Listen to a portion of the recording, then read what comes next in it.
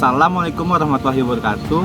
Kami dari kelompok 9 ingin mempresentasikan tentang perencanaan pajak dan anggota kelompok kami yaitu Ilham Hari Supriyadi dan Fikri Bil Halal. Pertama-tama saya akan menjelaskan pengertian perencanaan perpajakan.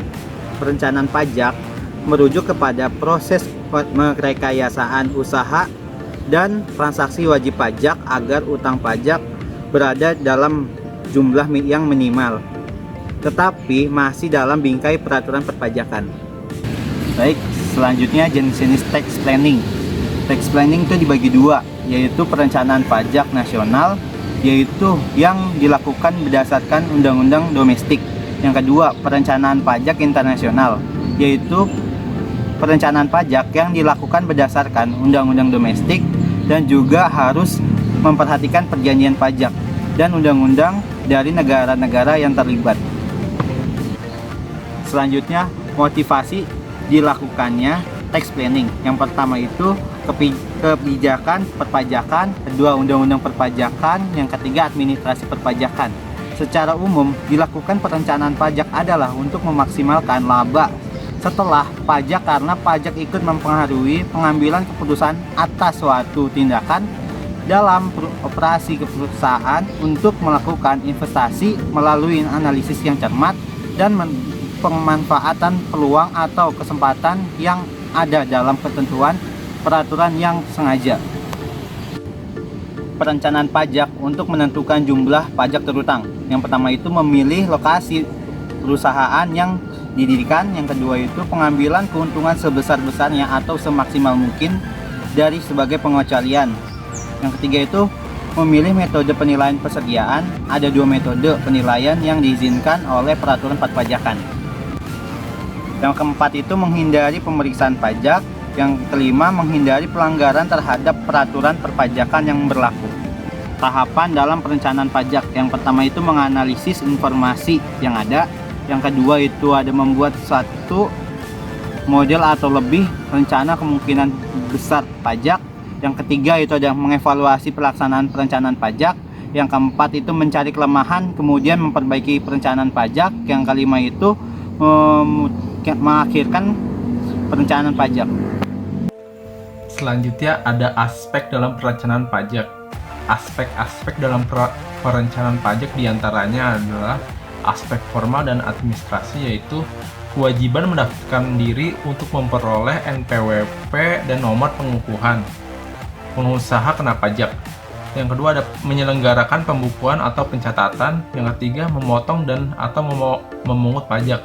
Yang kedua ada aspek material, yaitu basis perhitungan pajak adalah objek pajak dalam rangka optimalisasi alokasi sumber dana. Manajemen akan merencanakan pembayaran pajak yang tidak lebih dan tidak kurang.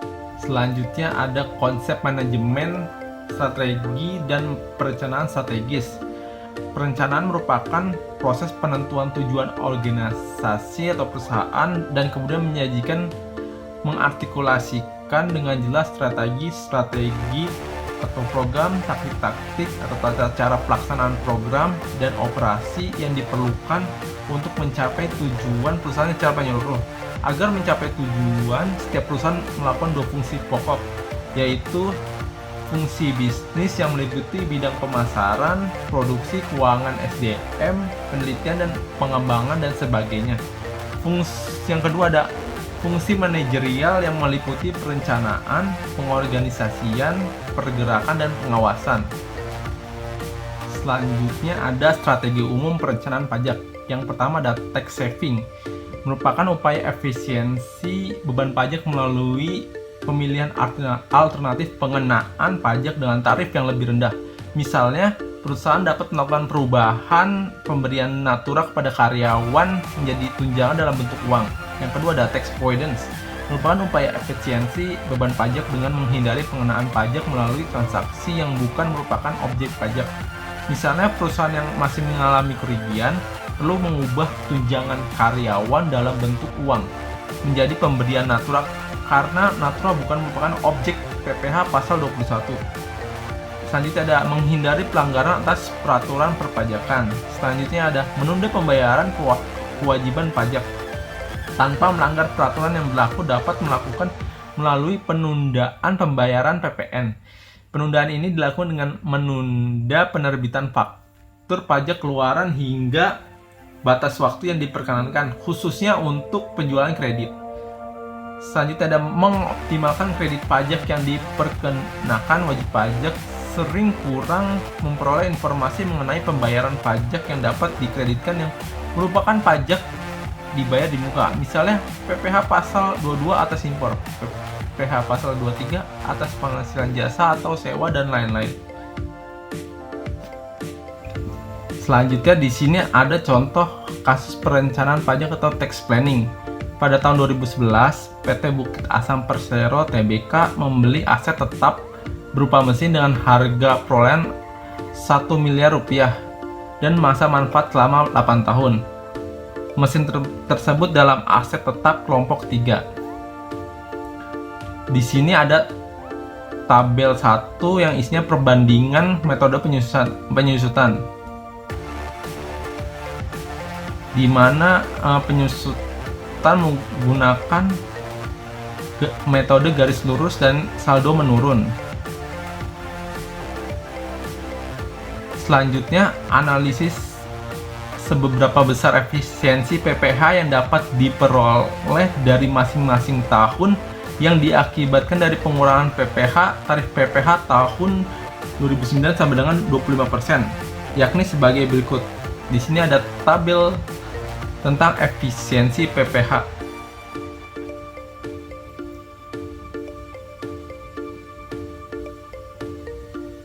Dari tabel tersebut, hanya tahun pertama hingga tahun ketiga saja diperoleh efisiensi PPh.